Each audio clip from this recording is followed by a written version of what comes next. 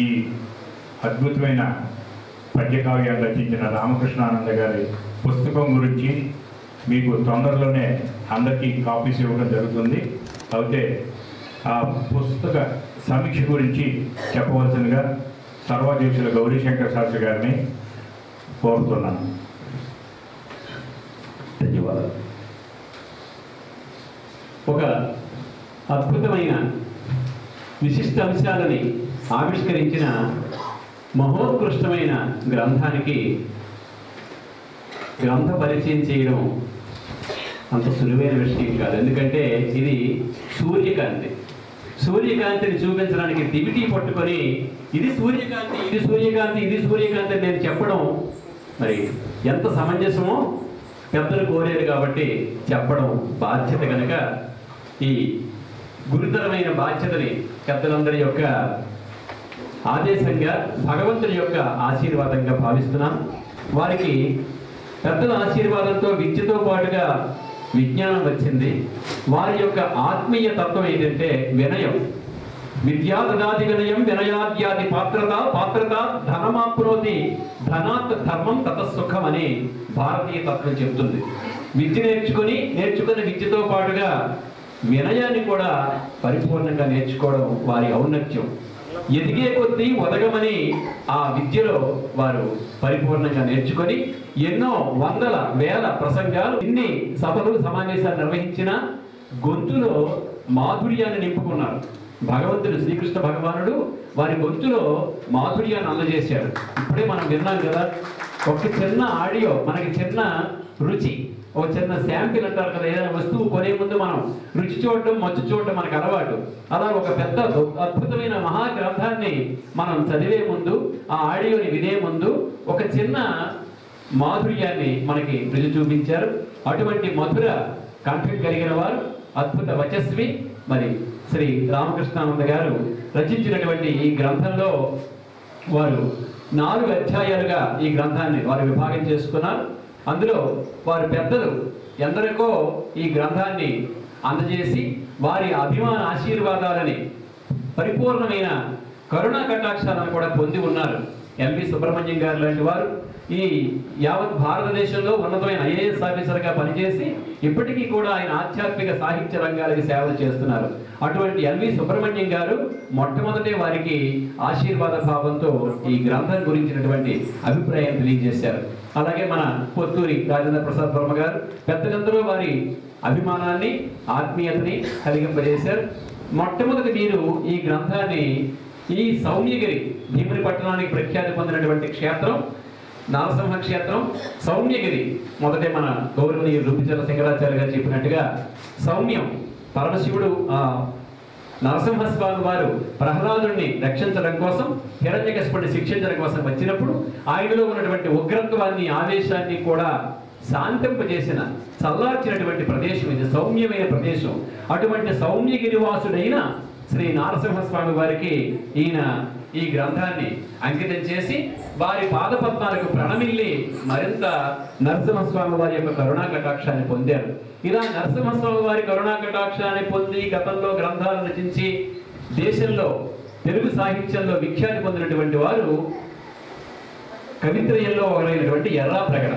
ఆయన నృసింహ పురాణం అనే పేరుతో కావ్యం రాసి నృసింహస్వామి వారికి ఆ గ్రంథంలో ఉన్నటువంటి ఔన్నత్యాలందరినీ కూడా నృసింహస్వామి వారి గురించి తెలియజేసి ఆ నృసింహుని యొక్క నిండైన కరుణా కటాక్షాన్ని పొంది ఇప్పటికీ కూడా ఎర్రాప్రగడ మహాభారత అరణ్య పర్వశేషాన్ని పూరించిన మహనీయుడుగా యావత్ ప్రపంచం కూడా చెప్పుకుంటుంది. అటువంటి మరొక అపర అభినవ ఎర్రాప్రగడగా మన రామకృష్ణానందుల వారు విరాజిల్లాలని, ఆ కృష్ణ భగవాను యొక్క ఆశీర్వాదం, సౌమ్యగిరి వాసి నృసింహస్వామి వారి ఆశీర్వాదం వారికి కలగాలని ఆ స్వామి వారికి, నృసింహస్వామి వారికి ఈ గ్రంథాన్ని వారు అంకితం చేశారు. అంతేకాకుండా భీముని పట్టణం యొక్క ఔన్నత్యాన్ని వారు తెలియజేస్తూ ఆనాటి పాండవుల కాలం నుంచి కథాంశాల్ని శేష పద్య మాలికలలో, అంటే ఒక పద్యం రాయడమే కష్టం, ఎదులు ప్రాసలు, గణాలు, ఛందస్సు ఒకటి కాదు 4 పాదాలలో అనేక అంశాలు చూసుకోవాలి. ప్రతి పాదానికి గణం ఉండాలి, ప్రతి పాదానికి యతి ఉండాలి, ప్రతి పాదంలో ప్రాస ఉండాలి, ఛందోబద్ధంగా ఉండాలి. కేవలం యతి, ప్రాస, గణము, ఛందస్సు మాత్రమే కాదు, అందులో భావగర్భితమైన అంశాలు ఉండాలి. అది వారి నిండైన మనస్సులో భగవానుడు వచ్చి, శ్రీకృష్ణ భగవానుడు వచ్చి ఆత్మీయ భావంతో కూర్చుని పలికించేది వాడు శ్రీకృష్ణ భగవానుడట, పలికిడిది మన రామకృష్ణానందులట. వారు పలికితే, ఆ శ్రీకృష్ణ భగవానుడు పలికిస్తే తప్ప ఇంతటి ఆర్ద్రత కావ్యానికి సాధ్యపడదు. ఈ ఊరు విశేషాన్ని ప్రాచీన కాలంలో ద్వాపర యుగం నాటి నుంచి భీముడి పట్టణం ఉన్నటువంటి ఘనత శ్రీకృష్ణుడు, పాండవుడు ఇక్కడ నివాసం చేశారు. ఇది ఏకచక్రపురం. పాండవుల రక్షణ కోసం కృష్ణ భగవానుడు దిగి వచ్చిన ప్రదేశం. ఒక క్రూరుడు, మూర్ఖుడైనటువంటి ఒక రాక్షసుడు బకాసురుడు వస్తే, బకాసురుడు యొక్క అహంకారాన్ని ఇదే సముద్ర తీరంలో అతని పీచము, అతని అహంకారం, గర్వము అణిచివేసి క్షుద్రాన్ని, రౌద్రాన్ని పోగొట్టి శాంతంగా, భద్రంగా ఈ పట్టణాన్ని చేశారు. అటువంటి భద్రంగా, శాంతంగా చేసినటువంటి ఈ పట్టణానికి ఆనాటి నుండి భీమసేనుల వారి పేరు మీదుగా భీముడి పట్టణంగా మారిందని, అటువంటి శాంత ప్రదేశం, సౌమ్య ప్రదేశం, అంతకంటే ముందే కృతయుగ కాలం నుంచి కూడా నరసింహస్వామి వారి యొక్క ఉగ్రత్వాన్ని నివారించిన ప్రదేశం, ప్రహ్లాద రక్షణ, దుష్ట శిక్షణ చేసిన ప్రదేశం ఈ సాగర తీరంలో ఉన్న గొప్పదైన దీపస్తంభం.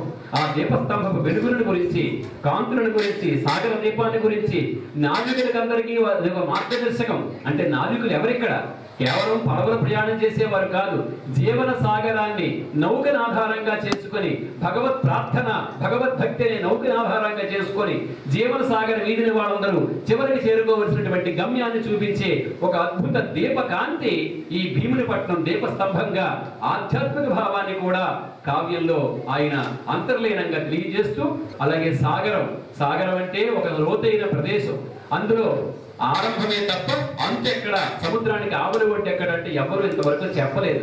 మానవ జీవితం కూడా మునకల వేయడం, ఆందోళనలు పడడం, అటువంటి కళలను ఒక శీర్షికతో పెట్టి కల్లోలాన్ని, ఆందోళనలని తెలియజేసి మానవులకు కలిగేటటువంటి అనేక ఒడిదుడుకులు, అనేక ఒత్తిళ్లు, వాటన్నిటినీ కూడా సాగర రూపంలో మనకు చూపించి నరసింహస్వామి వారి యొక్క ఆవేదన, ఆవేశం ఇవన్నీ కూడా ప్రశాంతత పొంది ఆయన భక్త రక్షణ చేసిన తర్వాత ఆయన సౌమ్యంగా మారినటువంటి అంశాన్ని సౌమ్య నారసింహుడు అనే ఒక శీర్షిక ద్వారా తెలియజేశారు.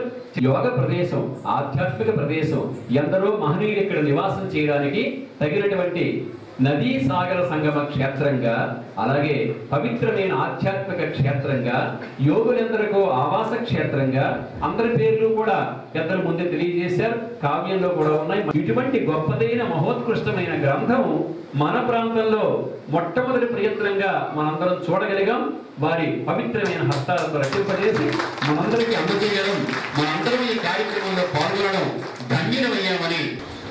అయితే ఎంత గొప్ప గ్రంథం వారు రచన చేసి, గ్రంథం సహజంగా రచించిన తర్వాత ఒక ఆనవాయితీ ఏంటంటే, ఎవరైనా ఒక గొప్ప వ్యక్తికి, ఒక ప్రముఖ వ్యక్తికి, పూర్వం అయితే రాజులు ఇమ్మనుయేశ్వరాధములకిచ్చి పురంబులు వాహనంబులు సొమ్ములు కొన్ని పుచ్చుకొని సొక్కి శరీరము బాసి కాలుచే సమ్మెట పోటులం పడక సమ్మతి శ్రీహరికిచ్చి చెప్పే ఈ బమ్మెర పోతరాజుకడు భాగవతంబు జగద్భితంబుగన్.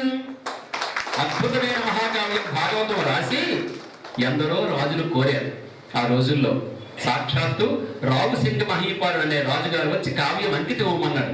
ఇవ్వకపోతే నేను శిక్షిస్తానన్నాడు, కారాగారంలో పెడతాను, కొడతాను, కొరడా దెబ్బలు. నువ్వు కొట్టినా తిట్టినా నీ దెబ్బలకి నా శరీరం భయపడదయ్యా, ఎందుకంటే ఈ శరీరం నాది కాదు, ఇందులో ఉన్న ఆత్మ నాది కాదు, ఈ ఆత్మ పరమాత్మది. ఈ దేహం నిన్న పుట్టింది, ఇవాళ పెరిగింది, రేపు బూడిదవుతుంది. దీనికోసం నాకు భయము, బాధ, ఆందోళన లేదయ్యా. సో ఏ కావ్యాన్ని నేను నీకు అంకితం ఇవ్వను, సాక్షాత్తు ఆ భగవంతుడికి అంకితం చేస్తాను, నరాంకితం చెయ్యను, భగవదంకితం చేస్తానని పట్టుబట్టినటువంటి అపర బమ్మెర కోతలు గారు మన రామకృష్ణానందుల వారు. ఎందుకు ఈ మాట నేను చెప్పారంటే, ఎవరికో అంకితం చేయొచ్చు, కుల ప్రముఖులకు ఎవరికో అంకితం చేయొచ్చు, ఎందరో ఆయనకి తెలుసు. మున్సిపాలిటీ చైర్మన్ దగ్గర నుంచి, ఎమ్మెల్యే దగ్గర నుంచి, మినిస్టర్, ఎవరికైనా మినిస్టర్ గారికి అంకితం ఇవ్వచ్చు.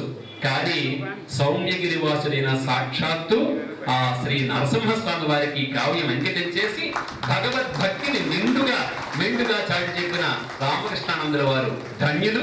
కావ్యాన్ని ఆవిష్కరించుకున్న ఈ వేదిక ధన్యం.